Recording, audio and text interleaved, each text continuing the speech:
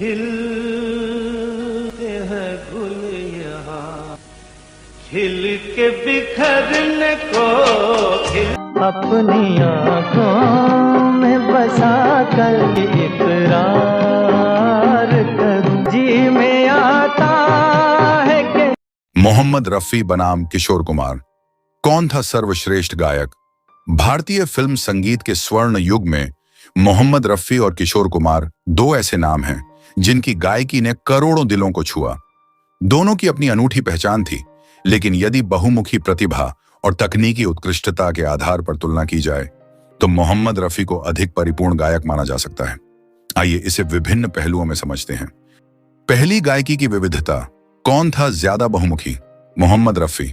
वे लगभग हर संगीत शैली में निपुण थे। शास्त्रीय, अर्धशास्त्रीय, भजन, गजल, कव्वाली, लोकगीत, रोमांटिक, देशभक्ति, हास्य और पश्चिमी शैली तक।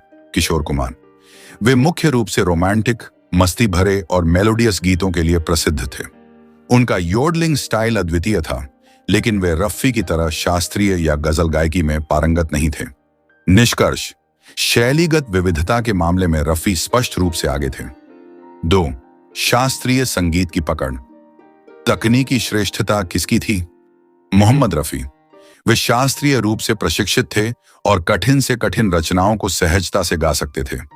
उदाहरण के लिए मधुबन में राधिका, कोहिनूर, मधुबन में राधिका नाचे रे, और ओ दुनिया के रखवाले, दुनिया के रखवाले, भरे मेरे नाले। बैजू बावरा उनकी शास्त्रीय दक्षता का प्रमाण है। किशोर कुमार। वे शास्त्रीय संगीत में प्रशिक्षित नहीं थे, इसलिए जटिल रागों पर आधारित गीत कम गाए। हालांकि मेरे नैना, सावन भादों, महबूबा जैसी रचनाएं उन्होंने निभाईं, लेकिन वे रफी की गहराई तक नहीं पहुंच सके। निष्कर्ष, शास्त्रीय गायन में रफी कहीं अधिक सक्षम थे। 3. अलग अलग अभिनेताओं के लिए आवाज ढालने की कला। मोहम्मद रफी।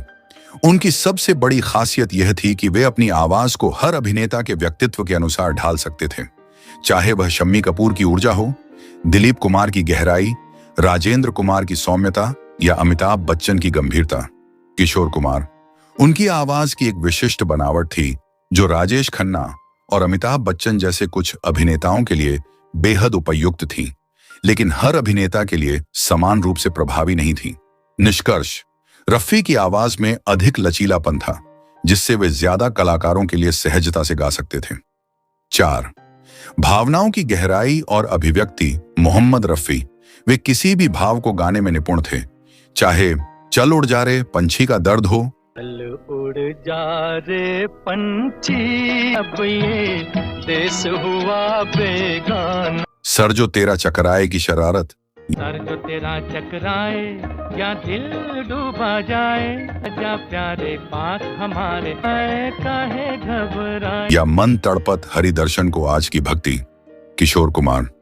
उनकी आवाज में नैसर्गिक आकर्षण और सहजता थी।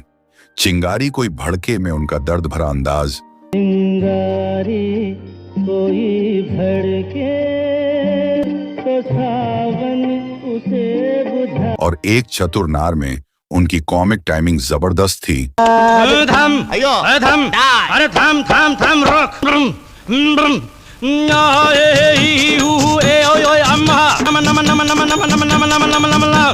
लेकिन वे हर भावनात्मक स्तर पर रफी जितनी विविधता नहीं दिखा पाते थे। निष्कर्ष, भावनाओं की गहराई में रफी का कोई सानी नहीं था। 5. भाषाओं और प्रयोगधर्मिता में श्रेष्ठता। मोहम्मद रफी।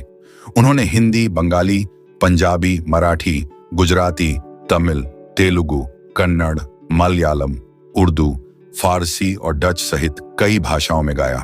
किशोर कुमार। मुख्य रूप से हिंदी और बंगाली में ही गाने तक सीमित रहे। निष्कर्ष, भाषाई विविधता में रफी निश्चित रूप से आगे थे। 6. तकनीकी प्रयोग। कौन था ज्यादा नवाचारक? मोहम्मद रफी। उनकी आवाज में इतनी विविधता थी कि वे बदन पे सितारे में शोक अंदाज और दिल के झरोखे में तुझको बिठाकर में कोमलता एक साथ ला सकते थे। बदन पे सितारे लपेटे हुए के झरोखे में तुझको बिठा कर यादों को तेरी मैं दुल्हन बन। किशोर कुमार। उनका योडलिंग स्टाइल बेहद लोकप्रिय था।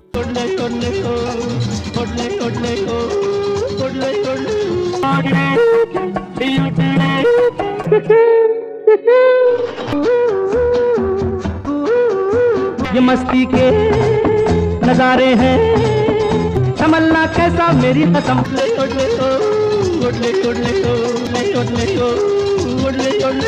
और उनकी सहज गायकी ने उन्हें खास बनाया, लेकिन वे अपनी आवाज को रफी की तरह पूरी तरह बदलने में उतने सक्षम नहीं थे। निष्कर्ष, नवाचार और आवाज की विविधता में रफी अधिक सक्षम थे। 7. संगीत की विरासत और प्रभाव।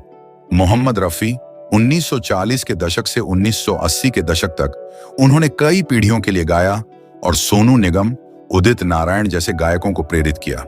किशोर कुमार, वे 1970 और 80 के दशक में अपने चरम पर थे, खासकर राजेश खन्ना और अमिताभ बच्चन के लिए, लेकिन उनकी प्रधानता का दौर अपेक्षाकृत छोटा रहा। निष्कर्ष, लंबे समय तक प्रभाव छोड़ने के मामले में रफी अधिक सफल रहे। अंतिम निर्णय, कौन था बेहतर गायक? किशोर कुमार की आवाज में अनोखा आकर्षण था। वे सहज गायक थे और योडलिंग जैसी खासियत के लिए पहचाने जाते थे।